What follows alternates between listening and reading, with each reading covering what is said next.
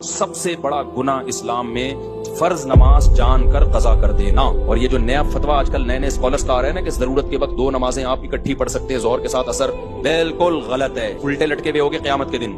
ایسی کوئی حدیث نہیں ہے کہ نبی نے ظہر کا وقت داخل ہوتے ہی سوائے حج پہ کہ ظہر کا وقت داخل ہوا اور فوراً آپ نے اثر بھی پڑھ لی ہو. سفر کے بارے میں تو ائمہ کا اختلاف ہے، اس میں بھی یہ قول زیادہ مضبوط ہے دلیل کے لحاظ سے کہ اس میں صورتاً جمع کی ہے، ظہر کو اثر کے قریب لے کر گئے، اثر کو مقدم کیا. لیکن وہ پھر بھی اختلافی مسئلہ، اس میں انشاءاللہ دلائل سے کلپ ریکارڈ کرواؤں گا. لیکن یہ جو آج کل لوگوں نے شروع کر رکھا ہے نا، وہی انجینئر کو سن کے کہ جی ایکچولی یوں ہیں تو شاپنگ کے لیے جانا ہے، قضا کرو گے نماز الٹے لٹکے ہوئے ہوگے. اللہ کہے گا میں نے تو انجینئر کو فوکس کر رہا ہے، ایک حوالہ اس نے دے دیا. تو میں جو قرآن میں الحمد سے لے کے والناس تک 20 دفعہ کہہ چکا ہوں نمازوں کی حفاظت، نمازوں کی حفاظت، نمازوں کی حفاظت.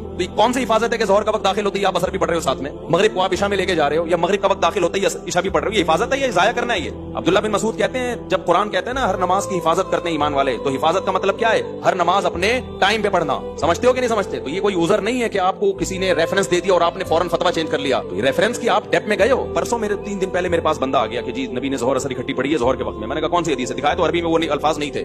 کم بختوں تم تو ترجمے دیکھ کے اپنا ایمان ضائع کر رہے ہو. میں نے کہا عربی الفاظ دکھاؤ مجھے. عربی میں ایسا کوئی لفظ نہیں تھا.